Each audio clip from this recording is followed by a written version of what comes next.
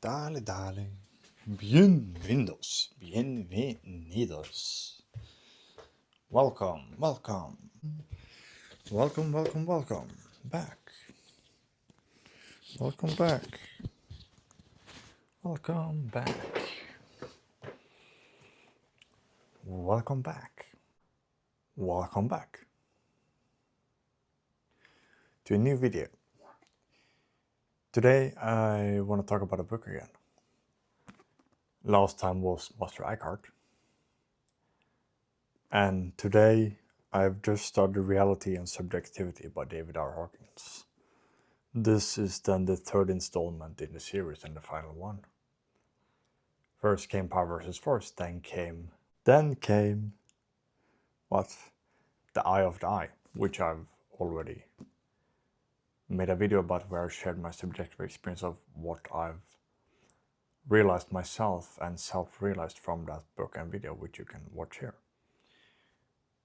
if you haven't already. It was a lengthy one, but I covered a lot of things I think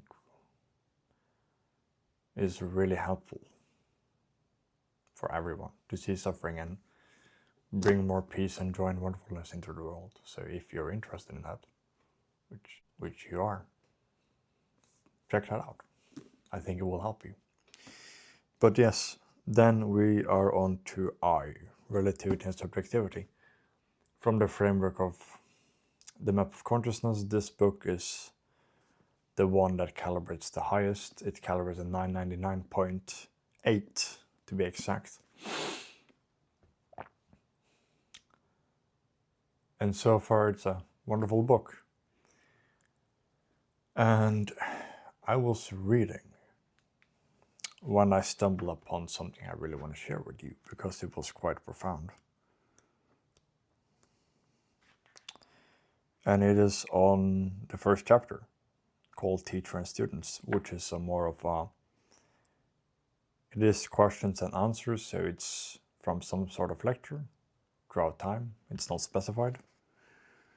But, okay, pro tip, don't do this in a book that's compact. Don't do this. Here's the book, by the way. It's really clean. I like the design of it. Clean and simple.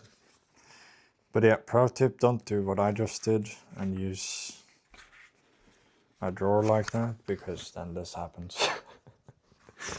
But the orange part is what I want to read to you, because it's super nice.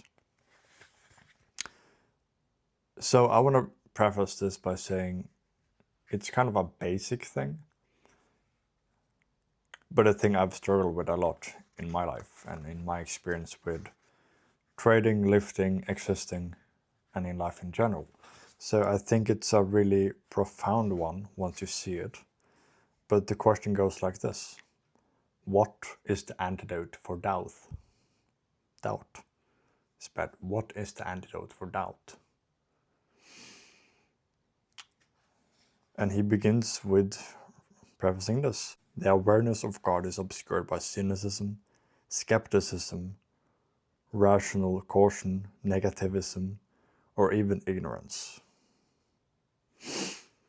The underlying motive often reveals the answer. The ego does not like to have its worldview challenged or brought into question. And a big part of the subject here is about spirituality and about identifying the ego and transcending the ego.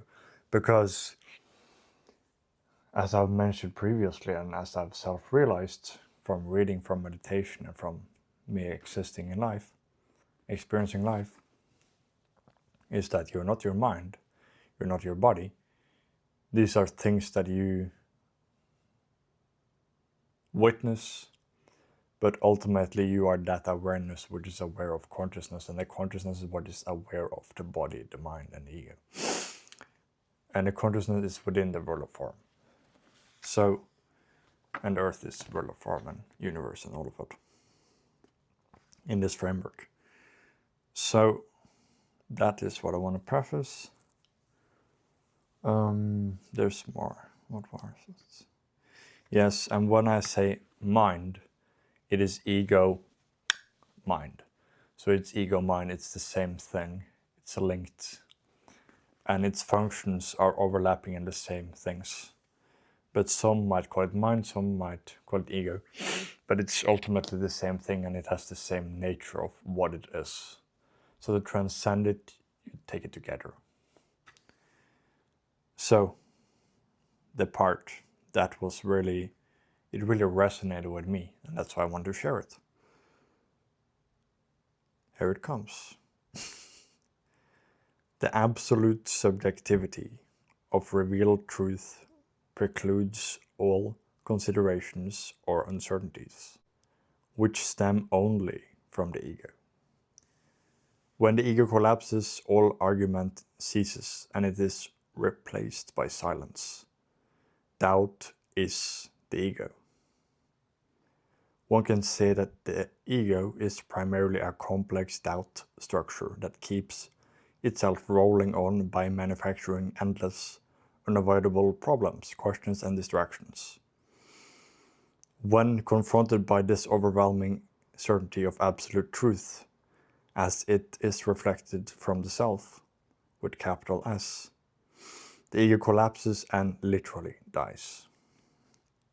He then continues with, that is the only real death that we can experience.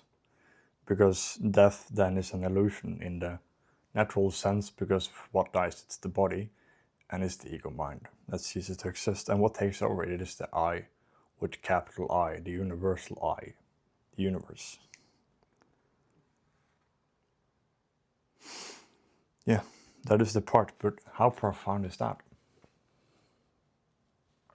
Very, for me at least. Very much profound.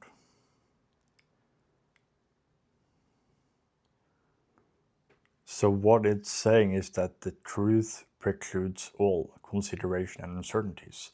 What does that mean? Our uncertainties from the ego. What does that mean? Uncertainty is another illusion, it's irrelevant. That's ultimately what it means. It means that the uncertainty dissolves when the ego dissolves. It means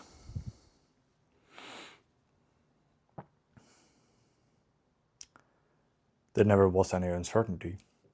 It was just an experience within the ego mind's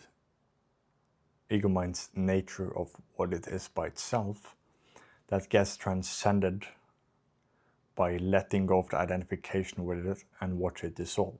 Literally, when it dissolves and when you overcome it, it dies. And that's the only death that exists in the literal sense of death. Because life doesn't die, it changes form. Yeah. More prefacing. I don't want to claim enlightenment or anything like this, or my ego being dead. But what I've experienced from doing the surrendering and letting go of everything to God. What is left is just love. It's pure love, and love is God. Love is presence. And there is no such thing as non-love. It's just love and various degrees of love, which can be illustrated by the map of consciousness, where 1000 is love, a lot of love, and the further down you go, the less love there is. There is no non-love, there's just less love. So, you surrender everything to God. Everything that comes up in the mind, or whatever you want to perceive it as, until your mind goes silent. The ego mind, it literally dies, is what I experienced. It dies. Which was uncomfortable, but it was not uncomfortable for me. It was something else that vanished, and when it did, silence occurred. Complete silence. And now the spontaneity flows. So this book then really is the last linking piece of understanding fully radical subjectivity, which is you create your own reality basically, and how you want to perceive it. from my example, if you want to pursue the world as love, everything is loving and wonderful, then that will be your reality. If you want to pursue it as something else, then that's your choice. I like mine. In fact, I love mine. Why? Everything is joyful, wonderful, and absolutely perfect, and exactly how I want it to be. And life is fulfilling, incredible, and really perfect. And a bonus note. Fulfillment, contentment, and the feel of, well, I need to have meaning in what I do. That is all of the mind. When that has been let go of, the awareness which stuff gets done from, like, for example, I've used the example before, while peeling a potato. If you peel a potato out of love, out of like a consciousness of, or awareness of Jesus Christ, for example, or Buddha or whatever, it's like immensely profound how much that will uplift the entirety of human consciousness. So it's not that what you have to do needs to have meaning, because that's just of the mind. When the mind has been transcended, what you will note is that consciousness itself simply prevails, and whatever you do, you can do that from a higher or whatever state of consciousness you want to do it from. So then automatically what that means is that it's irrelevant whatever this body does out of the spontaneity in of itself, but where it comes from, the intention, the goodness, the love, that is what's relevant for spiritual development and karmic fulfillment, from what I've experienced. And I think that's a fact. I'll just do it for the sake of the example. In the highest good, that is a fact. Yeah. But again, it's my subjective experience, so how about you create your own? This is a way to help you do that as well. So how about that? Uncertainty is just of the ego, and it gets transcended by letting go of the attachment and identification with it. And then no more uncertainty exists. It's just the perfection of karma unfolding itself and becoming from the unmanifest to the manifest, to experiencing and expressing itself perfectly in what we call reality in the world of form. Magnificent.